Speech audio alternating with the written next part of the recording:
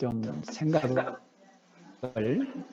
깊게 할 필요가 있는 그런 내용인데요. 또 한편으로는 매우 중요한 그런 주제도 담고 있습니다. 그리고 또 하나는 우리 인생의 의문점 있죠.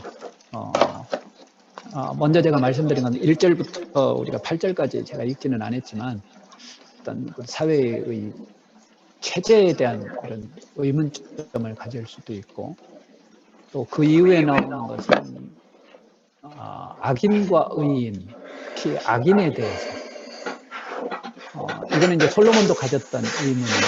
이건 오늘날 우리도 갖는 의문이죠. 악인이 형통한 것, 혹은 악인이 심판받지 않는 것, 이런 것에 대해서 우리가 의문을 가질 수 있죠. 하나님이 계시다면 좀 즉각적으로 좀 심판을 해주셔야 되는데 심지어는 악인이 장수하는 경우도 있거든요. 그냥 뭐 죄에 대한 대가를 받지 않고 죽는 경우도 있습니다. 우리 속담에 욕 많이 먹는 사람이 오래 산다고 그러는데 실제 이 악인들은 좀 무감각합니다. 스트레스를 잘 안 받는 것 같아요. 남들이 뭐라고 해도 스트레스 안 받고 그냥 사니까 그래서 그런지 진짜 잘 장수하는 것 같아요. 근데 오히려 이제 선한 사람들은 그런 죄책감 같은 것 때문에 괴로워하고 그러다 보니까 병도 잘 걸리고. 근데 이런 의문점이 있는 거죠. 왜 악인에 대한 심판이 더디고 악인이 심지어는 형통하는 경우도 있느냐. 예. 그리고 이제 그러니까 이제 연결이 되는 건데 마지막 절에 가서는 16절, 17절에 가서는 우리 사람의 한계에 대해서 우리 사람이 알 수 없는 것, 또 사람이 할 수 없는 것, 이것을 우리가 인정해야 된다. 또 이렇게 이제 또 결론을 내립니다. 1절부터 8절까지 오늘 본문 읽지는 않았습니다만 지금 솔로몬이 굉장히 좀 우리가 이거를 이 시대에 우리가 이걸 어떻게 이해를 해야 되나? 그리고 어떻게 적용을 해야 되나? 우리의 삶에 그런 퀘스천이라고 할 수 있는데요. 2절에 보면 내가 권하노라 왕의 명령을 지키라 이렇게 나옵니다. 솔로몬은 왕이었잖아요. 왕이었으니까 이런 말 하는 거 아니냐 이런 생각을 할 수도 있죠. 지금 우리는 왕이 있는 시대에 살고 있지 않죠. 지금 이 시대는 왕정 시대죠. 솔로몬이 이 전도서를 기록하던 3000년 전 대부분 왕정 시대였죠. 우리나라는 이 고조선 시대였을 것 같은데 그래도 아무튼 그때는 이제 이런 그 이후에 삼국 시대도 왕정이라고 할 수 있습니다만 하긴 우리나라 역사도 조선 시대까지는 왕정 시대였다라고 할 수 있죠.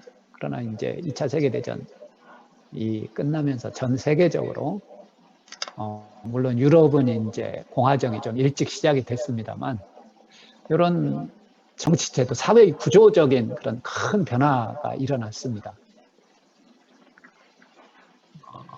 그래서 오늘날에는 왕정을 가지고 있는 그 왕정 통치를 하고 있는 나라가 제가 볼 때는 극소수일 겁니다. 지금 대부분이 그냥 상징적으로 그 왕실이 있지 않습니까? 대표적인 게 영국, 태국 같은 경우, 일본 같은 경우도 왕실이 있기는 합니다만 직접 그런 권력을 갖고 있지는 않잖아요. 지금은 민주공화정 대부분 시대이기도 하고 일부 이제 공산주의 이런 일당 독재의 그런 정치 구조를 갖고 있는 사회도 있습니다. 저는 지금 제가 살고 있는 이런 민주화된 사회에 살고 있는 것에 대해서 참 감사합니다. 제가 이 시대에 살고 있는 것에 대해서. 그런데 왕정 시대임에도 불구하고 우리가 지금 시각으로 보기에는 참 이해하기가 어려운 문제죠. 그러나 저는 이것을 권위에 대한 순종이다라고 봅니다. 권위에 순종해라. 지금 우리 시대에 왕정 시대를 용납하고 사실은 인정하기가 어려운 그런 우리는 삶을 살고 있지만 이 글을 쓰던 당시 솔로몬이 왕의 명령을 지키라. 우리는 사실 그 하나님의 역사를 주관하신다라고 믿죠. 그래서 저는 하나님이 왕정 시대를 하나님께서 원하시는 게 아니라 하나님께서 그 시대의 그런 구조를 하나님께서는 그냥 인정하신 거다라고 봅니다. 저는 이 시대도 마찬가지라고 봅니다. 저는 이 시대가 뭐 민주주의 뭐 이런 시스템이 저는 완전한 시스템이라고 생각하지 않습니다. 그렇죠? 뭐 민주주의라고 해서 완벽한 그런 사회 시스템을 가지고 있는 것 아니잖아요. 여러분 지금 미국에서 일어나는 이 혼란, 민주주의도 이건 완전한 그런 자유구조적인 그런 시스템은 아니다. 이건 뭐 여러분들도 다 아실 겁니다. 그럼에도 그래서 이제 우리는 하나님 나라를 꿈꾸는데요. 하나님께서 통치하시는 나라, 하나님의 주권이 임하는 나라가 하나님의 나라고 이게 이제 완벽한 나라 아니겠습니까? 그래서 우리는 그 나라를 꿈꾸고 또 소망하고 또 우리가 사는 동안 그 나라가 이루어지지 않는다 하더라도 언젠가 우리가 사후에라도 그런 하나님의 나라를 우리가 경험하게 될 것이다. 그런 소망을 갖고 살아가는 거잖아요. 그럼에도 불구하고 하나님께서는 우리가 지금 살고 있는 이 시스템에서 이런 사회 구조에 잘 우리가 협조하라는 거죠. 그러니까 미국에서 지금 일어난 이 시스템을 제가 보면서 참 그것도 백인 그 주류 세력들이 이렇게 하는 것을 보면서 참 정말 우리가 꿈꿔야 할 하나님 나라구나 이런 생각을 하게 됩니다. 저는 그렇게 생각합니다. 어떤 내 정치적인 성향에 따라서 우리가 그렇게 진영 논리로 우리가 그렇게 살아서는 안 되고요. 우리가 이 사회의 그런 시스템을 잘 순종하고 또 현재의 아무튼 이 대리자거든요. 왕도 어떻게 보면 그 시대에는 하나님을 대리해서 통치하는 거라고 이제 그렇게 보는 거잖아요. 그렇기 때문에 우리는 현 체제에 대해서 이게 완전한 구조는 아니더라도 우리가 협력하고 협조하고 그래야 된다라고 봅니다. 저는 코로나 사태로 인해서 교회의 예배 금지가 일어나는 것도 저는 그냥 그런 차원으로 우리가 협조해야 된다라고 봅니다. 그래서 그런 면에 있어서는 조금 안타깝습니다. 심정적으로는 이해도 가는 면이 있지만 좀 불합리한 것 같죠. 그러나 이게 다양한 제가 볼 때는 이런 제도 이런 뭐 교회에 대한 규제 이런 방역 대책을 세우고 할 때 저는 설마 이 사람들이 뭐 교회를 타켓으로 해가지고 미도적으로 교회를 박해하고 핍박하고 이번 기회에 교회를 좀 없애버려야 되겠다 그런 의도로 한다고 생각하지 않습니다.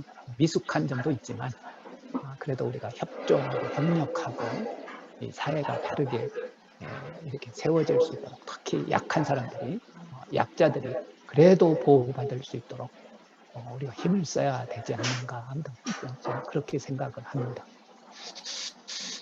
이것은 이제 뭐 불의한 정권에 대해서는 어떻게 해야 되느냐 이제 그런 퀘스천도 또 나올 수 있죠.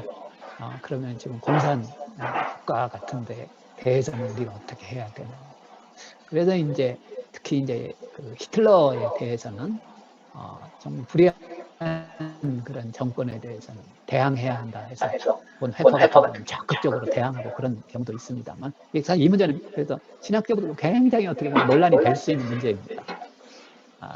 그러나 어찌됐든 저는 이제 오늘 말씀대로 솔로몬이 내가 권한다 왕의 명령을 지키라, 이건 상징적으로 주어지는 그런 권면이다라고 봅니다. 그리고 그 부분은 이렇게만 보고요. 자, 인생의 의문점, 왜 악인이 형통하냐? 이건 이제 솔로몬도 자기가 다 이것을 살펴본 후에 이제 얘기하는 거예요. 11절 보면 나온다. 11절. 악한 일에 관한 징벌이 속히 실행되지 아니하므로 인생들이 악을 행하는 데 마음이 담대하도다. 사람들이 악을 행하는 데 있어서 담대한 이유 가운데 하나가 뭐냐면 악을 행했는데 잘 산단 말이에요. 그러니까 사람들이 따라서 이거 악한 일을 해도 괜찮네 해가지고 악을 담대하게 행한다는 거죠. 그런 면에서는 그 형벌 제도가 저는 그 사회를 건강하게 잘 지켜나가는 데 있어서는 이것도 굉장히 중요하다고 봅니다. 그래서 여러분 정말 건강한 사회가 되려면 이 사법 이 체계가 건강해야 됩니다. 성경에서도 이거는 너무나 많이 강조하는데 재판을 하는 사람들만큼은 공의로워야 된다는 거죠. 부자라고 봐주지 말고 그렇다고 가난하다고 해서도 봐주지 말라는 거예요. 똑같이 해야 됩니다. 사회가 부패하면 이 재판장들이 부패하게 되어 있습니다. 그런데 이제 더 문제가 되는 것은 한마디로 이 성직자들이 부패하면 이제 이 사회는 사실 갈 때까지 가겠죠. 그래서 저는 우리나라 현재 사회를 바라보면서가 정말 이 사법부에 있는 사람들이 정의로워야 된다. 정말 하나님 앞에 바른 마음을 갖고 있는 사람들이 해야 된다. 뭐 요즘 사법개혁에 대한 이야기도 나옵니다만 여러분 이거는 정말 기본 아니겠습니까? 악한 일에 대한 징벌이 이게 잘 작동을 하는 그런 시스템이 되어 있어야 사람들이 두려워한다는 것 아니겠습니까? 이런 고민을 3000년 전에 솔로몬도 했다는 게 참 기가 막힙니다. 이건 역시 사회의 구조, 사람의 본성도 그렇고 사회의 이런 구조도 결국은 똑같구나. 3000년 전이나 지금이나 똑같은 이런 모순이 있고 이런 고민들을 안고 있었구나. 12절에도 죄인은 100번이나 악을 행하고도 장수하거니와 이렇게 얘기하잖아요. 악인인데 악한 사람인데 잘 살아요. 오래 살아요. 여러분 그러나 여러분 그게 다가 아닙니다. 그게 끝이 아닙니다. 하나님은 반드시 거기에 대하여 심판하십니다. 그러니까 하나님이 계시지 않다면 참 불합리한 인생이지만 여러분 우리의 인생 마지막 날에는 하나님 앞에서 다 심판을 받을 것입니다. 하나님께서는 다 이루어 주실 거예요. 여러분 그러니까 우리가 이거 소망 갖고 살아야 됩니다. 하나님 앞에 서면 우리가 어떤 모습으로 하나님 앞에 서고 하나님 앞에서 하나님께서 나를 어떻게 보실 것인지 우리는 이런 믿음을 갖고 사는 사람이잖아요. 그러니까 한편으로는 좀 악한 사람을 만나도 인내하게 되고 참게 되고 그런 것 아니겠습니까? 저도 참 그런 살다가 정말 그 억울한 일도 당한 적이 있죠. 억울한 일도 당한 적 있고 정말 마음에 들지 않는 사람을 만난 적도 있고 근데 세월이 조금씩 지나면서 지금 같은 경우는 그런 면에서는 조금 많이 좀 마음이 좀 너그러워진 것 같아요. 저 사람 살면 얼마나 더 산다고 저럴까. 하나님 앞에 서면 하나님 앞에서 심판받을 건데 이 생각하니까 그런 마음, 옛날에 가졌던 그런 미워하는 마음, 또 그런 억울한 마음 이런 것들이 많이 이렇게 사겨지는 것 같더라고요. 자, 그러면서 이제 14절, 15절에 연이어서 이야기를 합니다. 세상에서 벌어지는 헛된 일, 이상한 일이 있다는 거죠. 같은 내용이죠. 자기가 이 솔로몬이 이 세상을 이렇게 관찰해 보니까 그런 일이 있다는 거예요. 뭐예요? 벌을 받는 의인도 있고 상을 받는 악인들도 있더라. 의인이 벌을 받고 악인이 상을 받아요.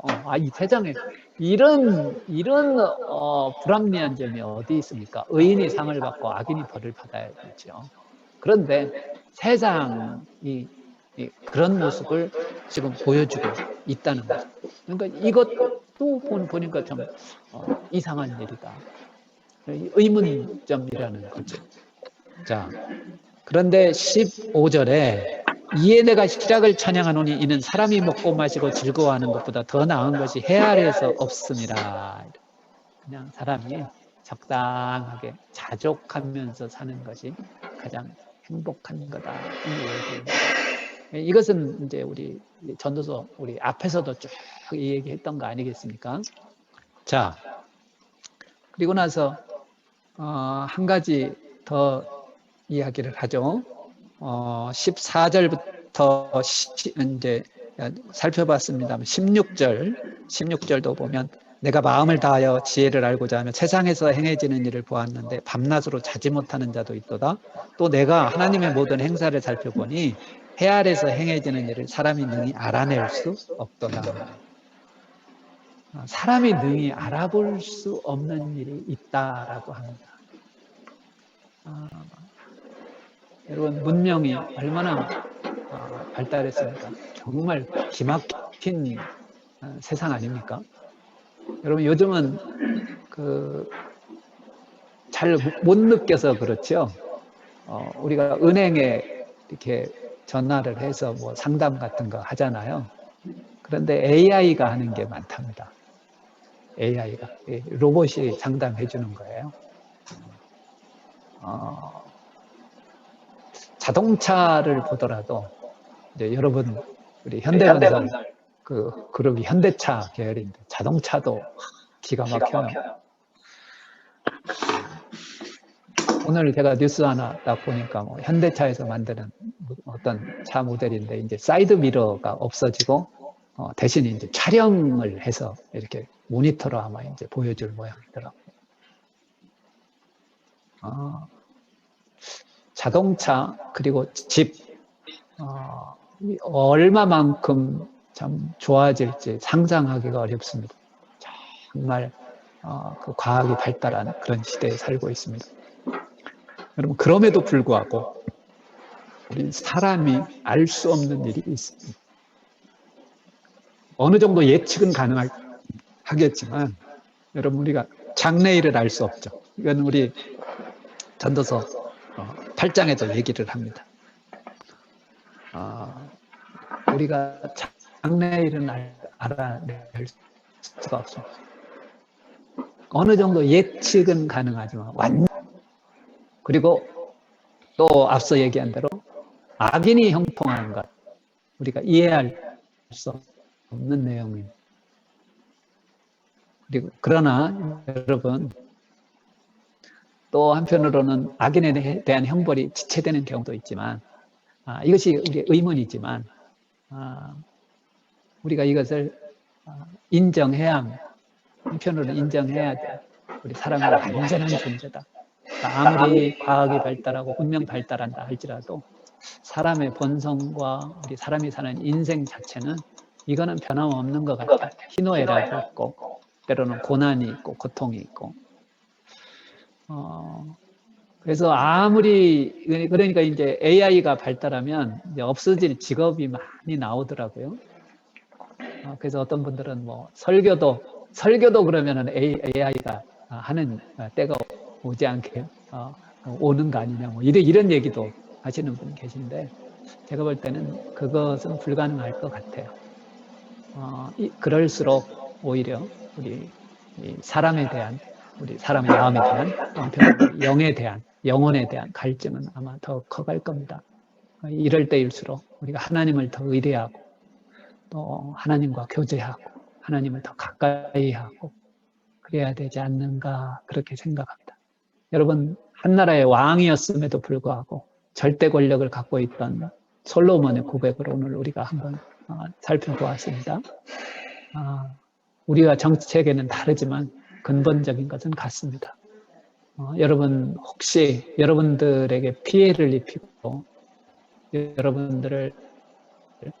여러분들에게 큰 해를 끼친 그런 사람 때문에 혹시 괴로워하고 또 슬퍼하고 또 하나님 앞에 또 의문을 가지고 왜 하나님이 저런 사람을 살려주시나, 왜 그냥 놔두시나, 왜 저런 사람이 형통한가, 이런 것 때문에 고민하지 마시고 언젠가 여러분 그 사람에 대한 심판은 반드시 있게 돼 있습니다. 그리고 또 얘기하잖아요.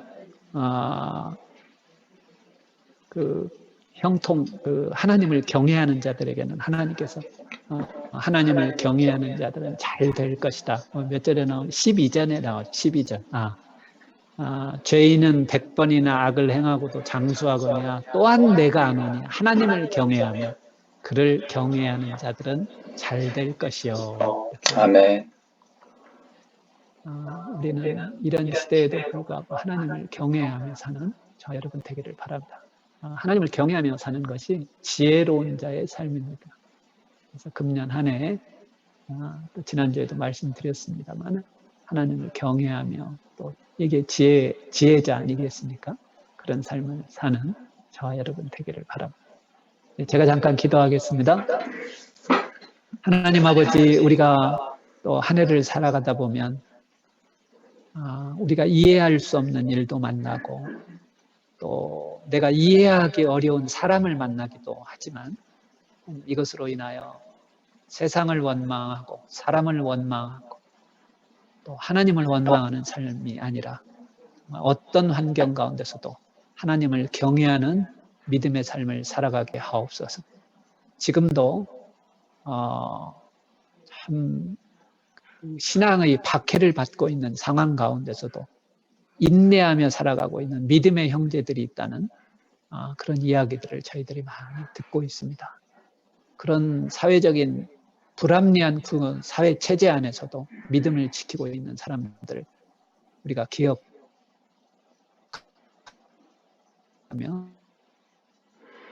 뭔가를 저희들이 깨닫게 해주시고 또 이것으로 인하여 저희들이 감사할 수 있기를 원합니다. 나라로 인하여 감사하고 또 이 나라와 사회가 또 경제적으로 이렇게라도 부요한 것에 대하여 우리가 감사할 수 있기를 원합니다. 아니면 개인적으로도 우리 형제자매들 그 환난 가운데서도 하늘나라를 소망하며 하나님의 공의가 통치될 그 나라를 소망하며 살아가는 저희들 되게 주시옵소서. 감사하며 예수 그리스도의 이름으로 기도하옵나이다. 아멘. 아멘. 목사님 말씀 전해주셔서 고맙습니다.